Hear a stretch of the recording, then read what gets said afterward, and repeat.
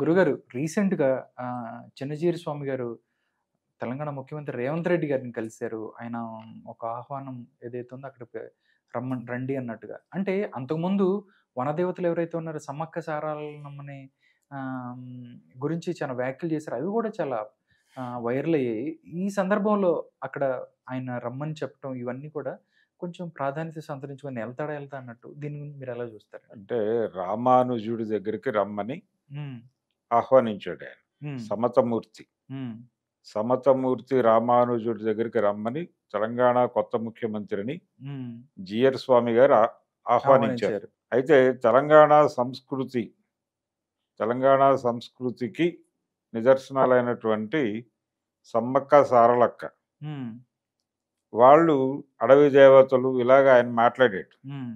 మాట్లాడి వాళ్ళు ఏమన్నా బ్రహ్మలోకంలో నుంచి పుట్టారా అన్నాడు. అంటే బ్రహ్మలోకంలో నుంచి పుట్టిన వాళ్ళు మాత్రమే దేవుళ్ళు దేవతలు, మిగిలిన వాళ్ళు కాదు అని వారి యొక్క అభిప్రాయం ఆయన ఒక అభిప్రాయ ప్రకటన చేశాడు.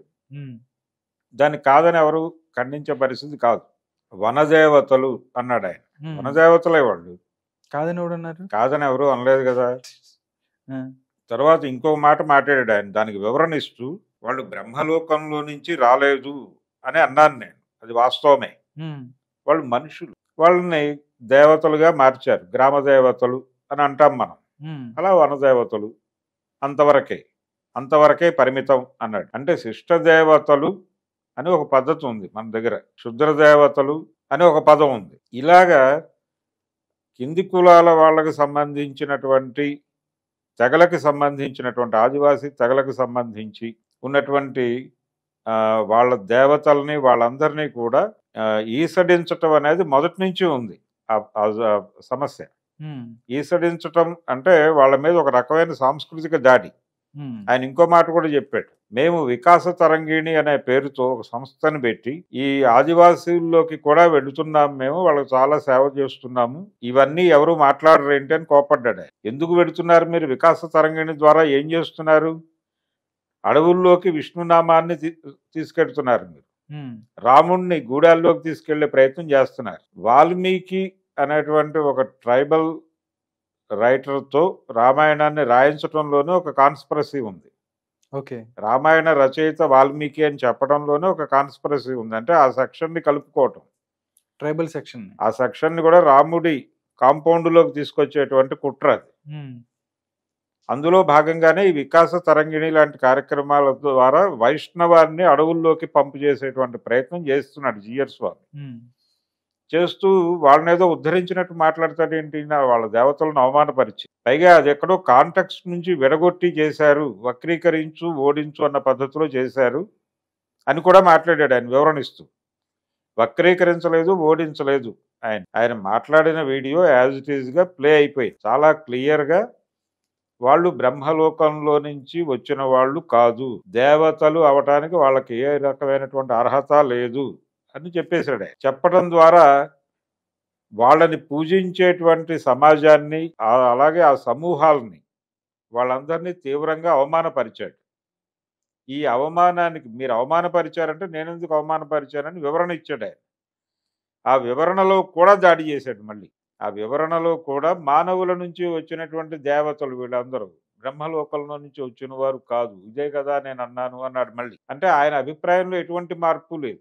ఆయన అటువంటి వ్యక్తిని, ఆయన రామానుజుడిని పెట్టాడు, దానికి సంబంధించిన సమతామూర్తి వ్యవహారం అదొక బిజినెస్ నడుస్తోంది అక్కడికి. అంటే పైగా ఈ మధ్య కాలంలో ఆయన బీఆర్ఎస్ ప్రభుత్వంతో కొంత చెడింది, ఆయన సంబంధాలు చెడి. నిజానికి ఆయన్ని ప్రమోట్ చేసింది బీఆర్ఎస్. టీఆర్ఎస్ గా ఉన్నటువంటి బీఆర్ఎస్ ఆయన బాగా ప్రమోట్ చేసింది. అలాగే మైహోం రామేశ్వరరావు గారు, జిఆర్ స్వామి, వారి మధ్య ఉన్నటువంటి అనుబంధం అందరికీ తెలిసింది. ఇంతగా తెలంగాణ సమాజంతో వ్యాపారాత్మకంగా పెనవేసుకుపోయినటువంటి జిఆర్ స్వామి తెలంగాణ నుంచి నిష్క్రమించి సీతానగరానికి పరిమితమైనటువంటి పరిస్థితి కూడా చూసాం. ఏది రామానుజం ఎపిసోడ్ తర్వాత ఇదంతా ఎక్కడో తనని పక్కకి నెట్టేస్తున్నట్టుగా సఫకేషన్ కి గురయ్యాడు కేసీఆర్. ఆ సఫకేషన్ లో నుంచి ఈయన మీద దృష్టి సారించాడు. దాంతో ఇద్దరి మధ్య తేడాలు వచ్చినాయి, విభేదాలు వచ్చినాయి. ఆయన సీతానగరం వెళ్ళిపోయాడు. మళ్ళీ ఇప్పుడు హైదరాబాద్ లో జెండా పాతడం కోసం కొత్త ప్రభుత్వంతో ఒక సంధి చేసుకునే కార్యక్రమంలో భాగంగా రేవంత్ రెడ్డిని కలిసి ఈయన కలవటం ఏమిటి? అసలు ఈయన కదా కలవాల్సింది. ఒక పామర ముఖ్యమంత్రి దైవ స్వరూపుడైనటువంటి జిఆర్ స్వామి గారి సన్నిధికి వెళ్ళి ఆశీర్వాదం పొందాలి కదా. వారొచ్చి ఆశీర్వదించడం ఏమిటి? ఇది పీఠానికి ఇబ్బంది కదా. ఆ పీఠానికి ఉన్నటువంటి ఆ ఉన్నత స్థాయిని పడేయటం కదా అది. జిఆర్ స్వామి అలా వెళ్ళిపోతే ఎలాగా? డోర్ టు డోర్ రమ్మని కూడా అడుగుతారు. రోజు పొద్దున్నే మా ఇంటికి వచ్చి ఆశీర్వదించండి అంటే ఏంటి ఆయన పరిస్థితి? అందుకని పీఠ గౌరవాన్ని నిలబెట్టడం ఆయన బాధ్యతల్లో ఒకటి. అందుకని ముఖ్యమంత్రులైనా ఎవరైనా సరే వచ్చి మన దగ్గర ఆశీర్వాదం తీసుకోవాలి స్వాముల దగ్గర. అంతే తప్ప స్వాములే వెళ్ళిపోతే ఎలాగా? అది తప్పు. అందుకని జిఆర్ స్వామి ప్రోగ్రాం ఏమిటి?